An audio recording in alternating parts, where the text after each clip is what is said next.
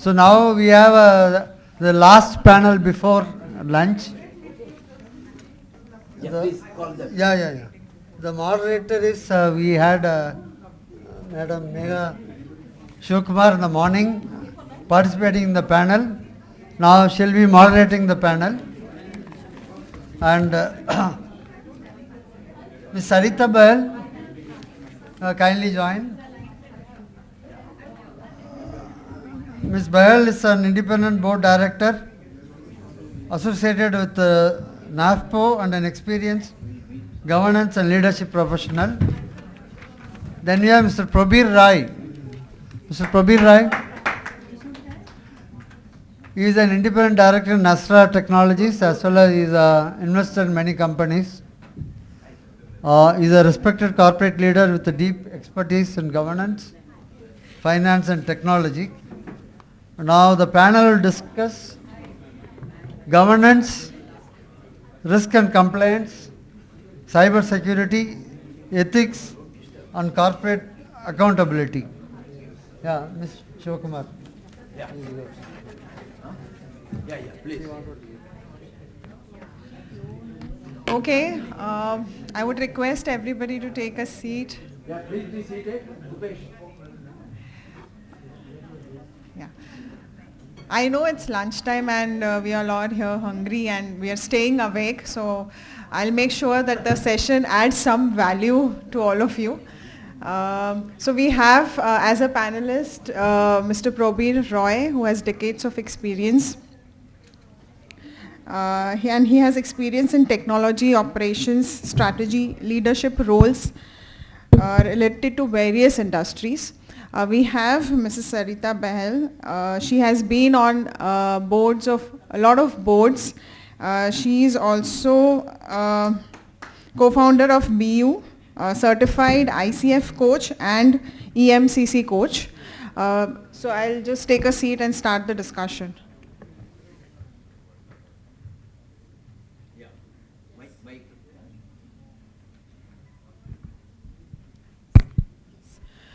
So Mr. Prabir, first question is to you.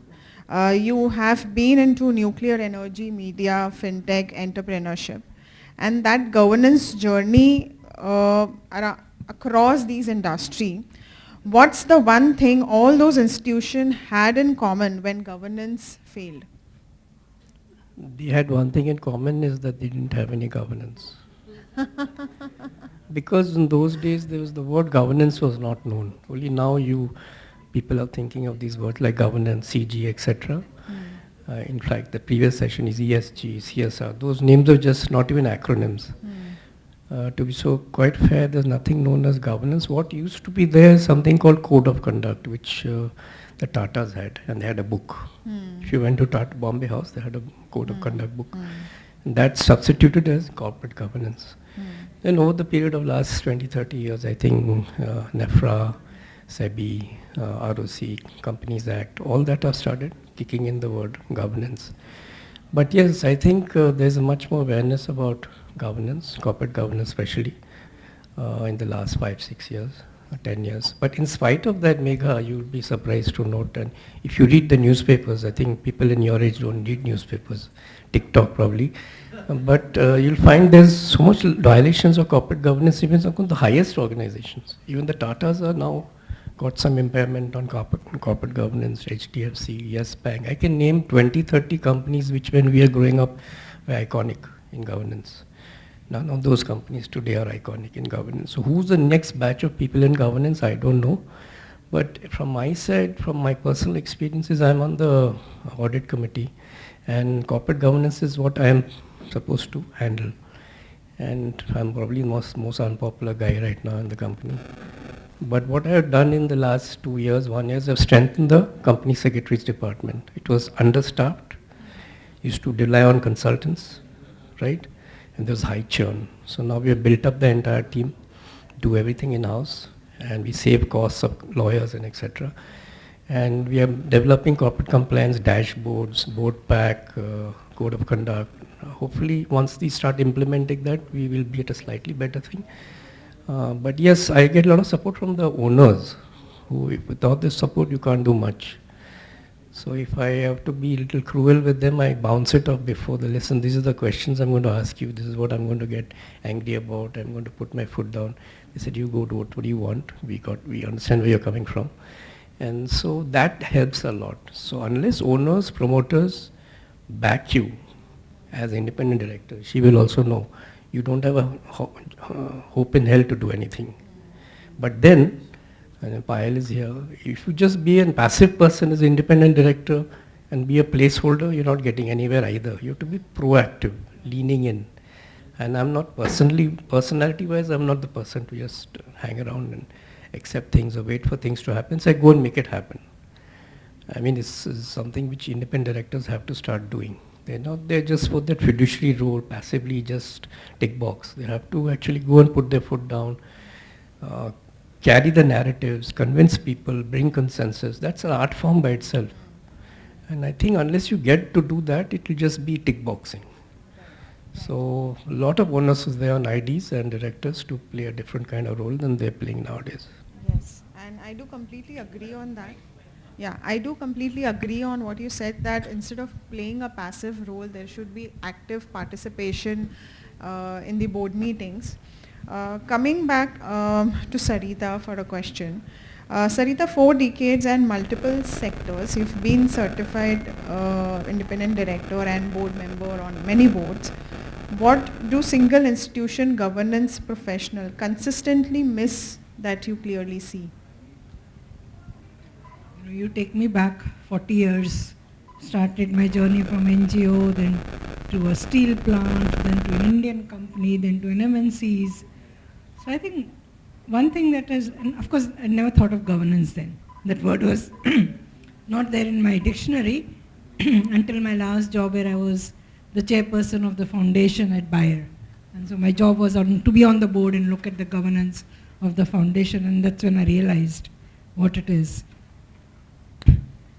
So what if I had not been in different jobs? Maybe I would have just had a single experience, a single exposure, one way of looking at things, one way of understanding culture. But because I came with different experiences, the NGO culture is very different. I remember having joined Center for Science and Environment, and very prominent NGO in Delhi. People would have heard of Anil Agrawal, Sunita Narayan. And I had joined them after spending more than a decade at Bhilai Steel Plant, which is a government Sarkari PSU. The first day I meet her, and she walks into my cubicle, and I stand up. And then my manager, who's younger to me, says, "Sit down, what are you doing?" I said, "Boss, I'm not a boss, she's your equal." So that's the culture, and that's in a way the way governance also takes place. The context is what shapes governance, and I feel governance is like a living system that breathes and comes out of context. Now if I were to look at MNCs, I've been with Monsanto, Pfizer, and Bayer. Their governance is very different. It's protocol, it's compliance, it's processes, it's systems, it's legal. Even at the foundation, due diligence by the legal department for bringing in a partner. Third-party due diligence, audits. So there it's very different thing. If I look at Indian companies, I was with Multi-Commodity Exchange, promoter-driven, right? But they had a very different eye of looking at it. Jo promoter bole, wo hoga, as he says. But 83% of Indian companies are promoter-driven. Where do you go? So how I think the lens that you develop if you work across different sectors is one of adaptability, one of a deeper understanding of culture, a deeper understanding of how decisions are made, and I think that can help a board director a lot. Yeah. So I remember myself seeing this culture, what you mentioned, still exists in certain PSU companies. It's not just washed out yet, it's still there. Yes. So coming back to Probir, you have... Definitely, why not? Yeah. I have been on the panelist, you were not there. So I've done my round of question answers then. You was telling me he would have preferred a fireside chat between just the two of us. I think that would have been a very interesting fire. Aag laga dete hain. So this question is on cybersecurity leadership. So we've seen that cybersecurity is one area which is prominently male dominated, and you see a lot of less of females in that particular area. So from where you sit, is that a pipeline problem, a culture problem, or a perception problem? All three again, because you're absolutely right, and we were supposed to talk about the subject is around this. But just to finish off with Sarita, she said adaptability is important, but not acceptability. You can't make yourself too acceptable. You just become just the wallpaper in the room. Having said that, let's get down to data and all. So as you know, the DPDP has been signed, right? And it's become in effect from last week. So on most organizations, including many people in this room, if you go and ask the CFO, CEO, compliance officer, they don't know what DPDP means. But from November this year, they have to follow DPDP. Now, forget even the guys, the tech guys, they don't know what DPDP is, let alone the women on the system. So tech is definitely still very male dominated, and in terms of DPDP, cyber breach, cyber resilience, cyber security, all these are predominantly male dominated still. I have not, in fact, in the company where I'm on the board of, the CISO is a lady sitting in London. So this is what we have done. So that's a change. So I haven't met her as yet, but yeah, I need to figure out whether she's just there as a token appointee, or she really is an expert or has some understanding what CISO requires for a company which has 17 subsidiaries around the world. So it's a good change though, having said that. The third part is the cybersecurity part, and the third one is that identity management, which is another big threat coming in. It's not hacking and malware anymore. It's about people taking over your credentials and logging in through the system and hijacking the processes. There also IAM is not very well known, even within the IT structure. When I speak to the IT guy in the company, he looks at me, his eyes are going round. So I don't know who to speak to. So one is CISO is important. There are a shortage of CISOs around. So security is again male dominated. Even within male, there are not many people who are conversant in that. But overseas, they're very highly educated in cyber security and cyber breach and cyber resilience. It's amazing the way they've gone. Now, many bankers will be here, or many of you may have worked in banks. Mythos has come, which is a cloud-generated hacking system, which hacks into your system without even knowing it. There's no antidote to that, right? If it gets into a system, it's going to due to interconnectedness, it will just go and affect everything. Nobody in India has figured out what we should do. So, and the awareness is again low, and doctor is here, and I've been speaking to a lot of bank chairmen, including hopefully the finance minister sometime in June, to make them aware what are the things India should do to make it more resilient in case some of these AI-driven cyber attacks come in, for which there's no antidote, there's no agency in the country which is an expert to even solve it or detect it. So all in all, this is the situation. I'm painting a slightly grim picture, but that's the reality of life. And we have to improve from there. So whatever small things she does, you do, people in this room do, I do, just contributing to pushing the needle up a bit. Very true. And as you were saying, we discussed in the morning as well about how many companies have actually implemented AI and are using AI in their businesses, in operations. To my perspective also, the benefits that it gets, it also gets some certain level of threats, and organizations are not currently sure about how are they going to come up if there is certain threat which is existing and which they are unaware of. So it's something which is unknown, you don't know how do you fight back for that. So going back to Sarita now. So Sarita would like to know, since you are a certified coach and you also co-founded BU, I would love to know more about what BU is, and how does a coaching mindset make you a better board director? Before that, I want to just add on to what Prabir said, because the earlier panel also had a question as to why do we see more of women in sustainability, and now here it was a little The gender was changing. Why do we have more men in cybersecurity? Yeah. But for me, the question is, why is this a question at all? I don't think the opportunities are not open. It's who decides to go where. Right? I would love to be proven wrong, but like if you take corporate affairs, you take public relations, you will see women, but now you see a lot of men also coming in. So I think the more we stay with this question of why women only do this, or why women don't do this, or why men do this and we don't do, or why women don't speak up, the more we stay with that mindset. And I feel a little strongly on that because we never seem to be moving from that topic and discussion. When I have women on panel, all they talk about is guilt of leaving children at home. I said, move on. You know, if you're up on the top, you're in leadership, that's not something that you speak. You speak about how you can do better, bring more women up. So that's a personal thing, but it's something I keep noticing, and I think it's up to all of us to put the task back out there. The fields of opportunities are there. If you're competent, if you are skilled, you have the relevant knowledge, why would you not be where you want to be?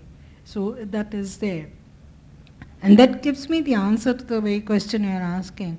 I don't see any difference between being a credentialed coach or being a board member. I would ask you back, why would I not do both? Because underlying everything is human dynamics, human relationships. As a coach, I have learned how to listen, how to be more empathetic, how to create a psychological safe place where you can talk and you can share. And I think board directors also do that very thing, where they create, their job is to create a safe place so the CEO and the management, the key manager person can come and share with them what are the issues. Their job is to listen, pick up what is not being said. Yeah. It's easy to listen to what he's saying, she's saying. What is he not saying that I need to pick up? So I think both can be integrated. And I also want to say the broader picture, irrespective of what knowledge, education you have, you will always find a use of it somewhere down the line in whatever future job you take. It's up to us to see those convergence points and build it up. Yeah. Even if you change your line completely, Yes. it will still be there. Yes. Something that you can pick up. Right. Very true, very true. And as you mentioned that how does the coaching mindset help being a board of director and playing similar kind of a role there, what you're doing in coaching, the kind of skills you mention of being empathetic, listening to the directors, reading between the lines, also reminded me of what happens when we present to the board. So we are on the other side of the board meeting where we are actually presenting to the board, and we actually want board to read between the lines. Because it's sometimes you're not able to present everything in the limited time slot and the limited kind of a presentation that you make, and it is to cut down on your presentation slides. yeah, we've been asked to cut down on the presentation slides also. So just to ask you, Megha, this question now. This is a very good point. Both her points, I must note this, that you have to listen and pick up unsaid. So, but most of the time when I go on a board meeting, everybody's got slides which are like 20, 30 pages, and they have 5 minutes. Yes. So first, automatically I switch off. Then I say, listen, do one thing, make it into one slide. Yes. So when you say board should pick up the unsaid, you have to present in a way Yes. that the board picks it up. Even I have this problem. I told somebody the other day, Deepak, he may not be here. I said, Deepak, this 7-8 slides, I can't understand a single word you're saying. I don't know what your job is. For a board member, I can't spend time on this. So I walked out of the room and said, make one slide. Yeah. The guy, I can do all this. With a girl, I won't be able to do this. But do you make these presentations in a way that the board members should pick up the unsaid? Especially today's day, I'm looking at compensations and increment and bonuses, and everything is upfront. Nothing is unsaid. Everything is said. So that's a bit annoying. What is the unsaid part that we should pick up? So I'll tell you how, just quickly, how do we prepare our presentations. There's a limited time. And what do we do in our presentation is present the observations, because we are on the internal audit or a concurrent audit side or the stat audit side. Most boring presentation, the ACM notes. So minus 87 pages. So putting our observation is one. But when you put the observation, the point that we want to highlight to the board is the root cause of the problem. It is not because any root cause that's a problem comes into picture as a transactional, at a transactional level. So understanding the root cause is something that we want the board to read when we present the That's transaction. not coming through in the big four at least. What happens is that you're adding EOM and then you have CAM and then you have non-CAM, right? And those slides go into many pages. Then if you say root cause, say fraud. And I said there's no incident reporting system, how did, there was no maker checker, etc. But nobody's understanding root cause. Why? Because auditor's not put his mind to the root cause. Because someone's got in and hijacked the Facebook page by changing the number and the account, mapping his name with Yes. the account. Nobody knows about it. Auditor's unaware, so he just skips it or silently puts it in the last slide somewhere. So there's another, okay, but this is Sorry, going into I another know you're, tangent. I know you're a CA, so I couldn't help taking a ticket. So you need to give us time, huh? We also want to share our Tanya, thoughts. it's okay. I got this. Most of the people here So are I lunch. think we should keep this discussion, separate discussion for both of us because the topic is something else and we are going into something else. But yes, going back to questions again. So one more questions which I would like to ask both of you. In a way you've answered, but again. So AI is on every board agenda, but almost no board is prepared to govern it. So Probir, where does AI governance most urgently need to catch up? Again, according I'm to you? really going to be thrown out of this room now. Absolutely nobody knows what to do with AI, especially boards. And in the last month or 2 months, I've been telling my board, you have a risk management committee. The current constitutional risk management committee doesn't understand the cyber risk and the AI risk. So they've realized that, yeah, we don't have the competency. We need to expand the board, number one. Number two, what's the scope of the RMC also has to change. Neither my auditor has told me, neither my compliance officer has told me, neither has my CEO told me. Yes. God also hasn't told me, right? But who's going to go and build the cat? So the short answer is that nobody's prepared. The longer answer is that few people somewhere like ants are biting away. Hopefully next year this time you ask me a question, I'll give you some big potha that how great we are in AI, but maybe not at the same time. So there's no code of conduct, no AI governance principles, guardrails within the company which we can adopt, either externally given or organically Yeah, I produced. think even from the policymakers, we don't see anything coming up yet. So yes. Sarita, same question to you. So what does responsible AI oversight actually require at a board level? But all of this reminds me of a story, where an elephant sees an ostrich running, and why are you running, Oh, they are gathering all the chickens up. The police has come and they're gathering and taking all the chickens up in the jail. Yeah, but they're taking the chicken. Why are you running? Oh, you never know. Tomorrow they say I'm a chicken, and then it'll take 15 years for the judiciary to prove that I'm not a chicken, I was an ostrich, and the elephant also starts running. For me, that is the situation today with AI, ESG, and at one time it was with CSR also after it's, now you see the evolvement of it with 10 years. It's an absurd situation where everybody wants to follow everyone without really understanding the nuances of it. So I think when you use the word responsible, the first thing is, do you even know what it is? Yeah. And do you become aware of it? So while all the time, as Probir says, expand the board may not be feasible, can we not have advisors? Can we have advisory committees on AI, ESG come in? Not every board even has advisory committee. And that's a shortcut, easy shortcut to take. Or can we have the AI experts sit in the board meeting and take us through what is happening? Can we have the tech guy coming and telling to us these are the risks that they've identified? Can we look at AI and all of this becoming part of risk management actively and not seen as an isolated separate risk? Yes. Just There be are careful. ways to- Sarita, just be careful when you invite these experts, so-called experts, say Nishit Desai Associates. They gave a quote for 6 crores. Would you hire somebody for 6 crores to give you AI advice? ENY, 1 crore. So you do the math, it's easy to say, but when you go to the CEO and says, I want 6 crores to give AI guidance or DPDP implementation, they have a heart attack. They say, nahi karna hai aaj. So that was that. So how do we find the mid path? I can give you my address and my email ID and You can call me. I'll give you free advice. And It won't be 1 crore. I'm good at giving free advice. and I think Probi needs to take my email address also, because he needs to find an auditor who gives a proper presentation which a board can understand. So this is- I will do it for 20 lakhs. 20 lakhs. Are you big four? That's the chapa everybody wants. I know that. Yeah. Okay. So any closing questions? Any? Yeah, let's any ask something from the question audience. From the audience. You know, instead of we three Any talking. question? I think the audience is very hungry. So No, no, most of them have had lunch. Had, Let huh. me tell At you a least those secret. who had Let me lunch. tell you a secret. Then both the SEBI and our that NFRA are thinking of giving more responsibility and accountability to independent directors.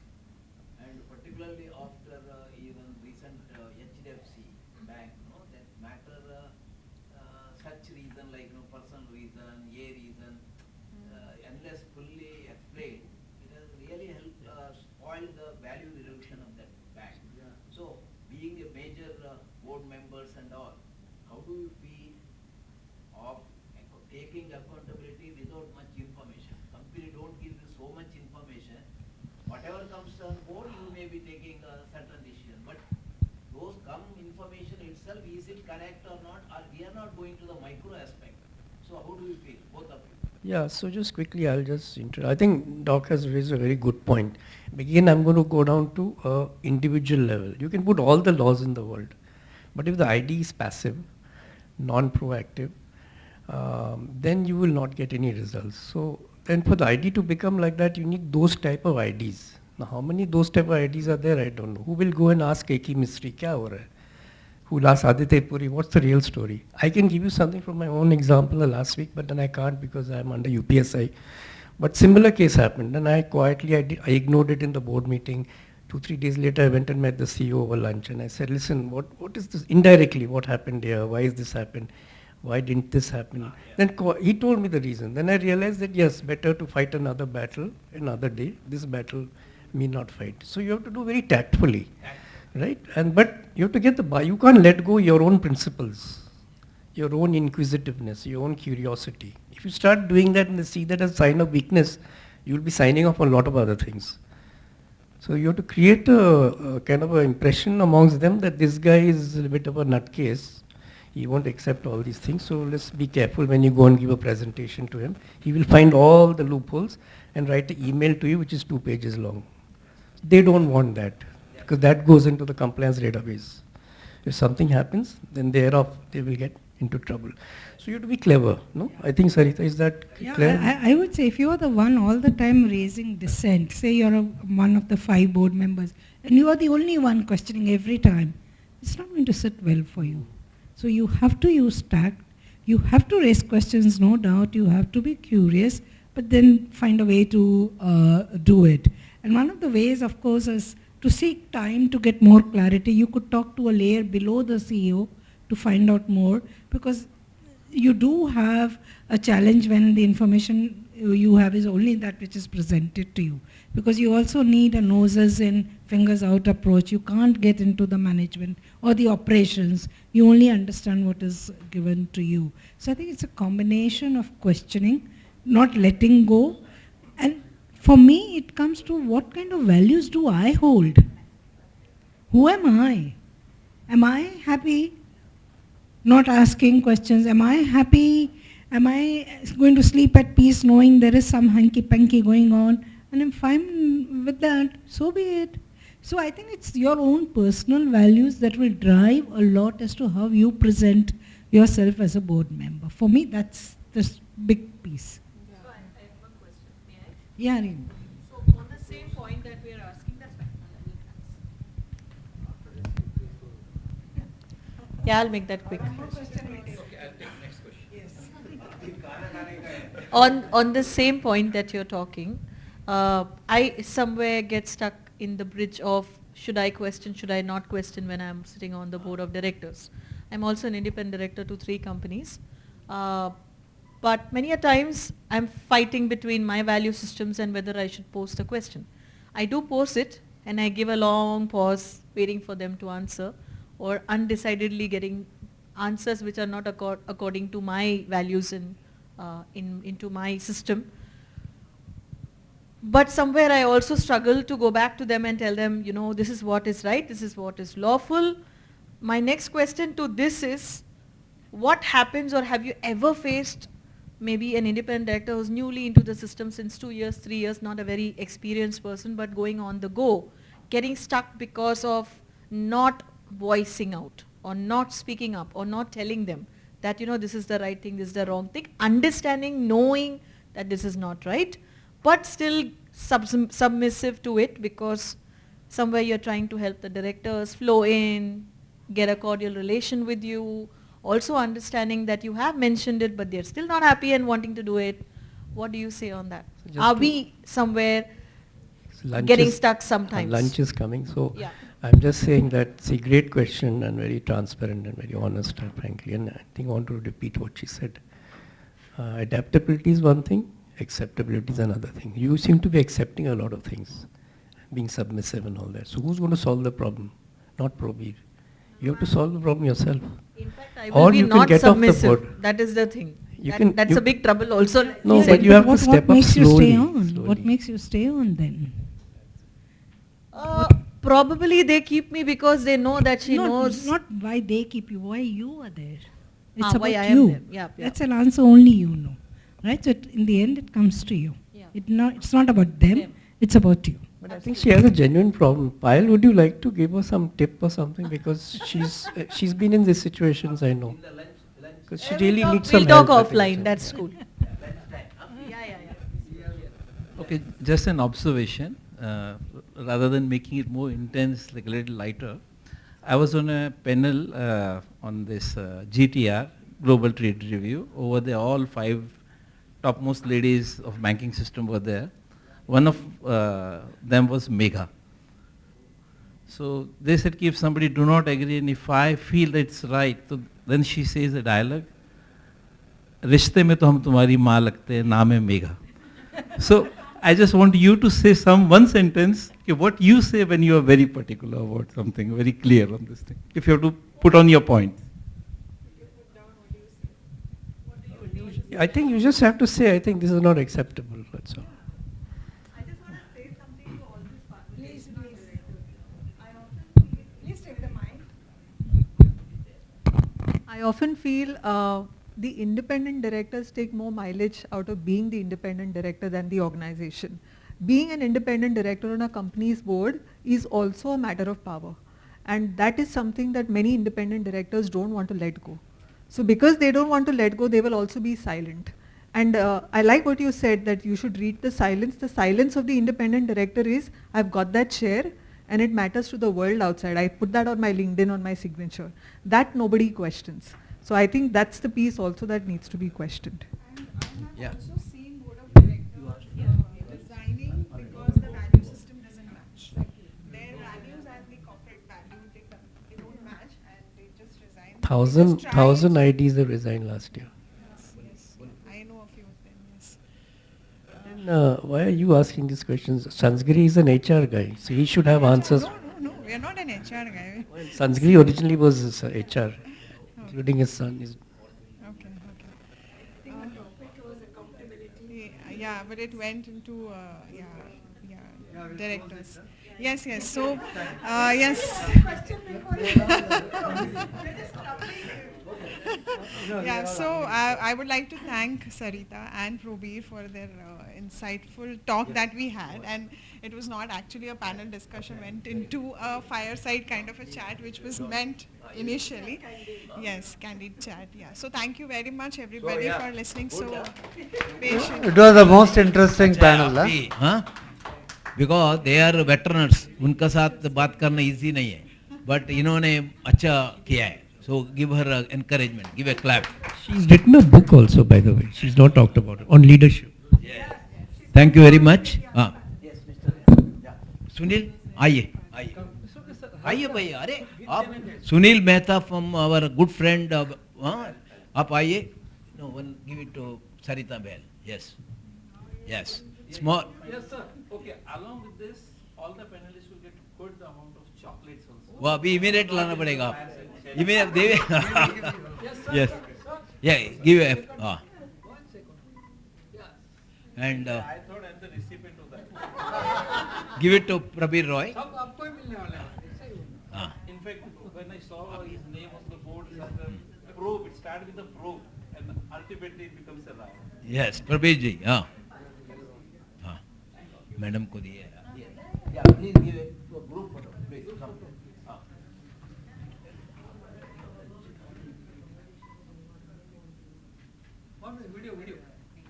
Video. Video by. We have to make video. Okay, we have to act on this.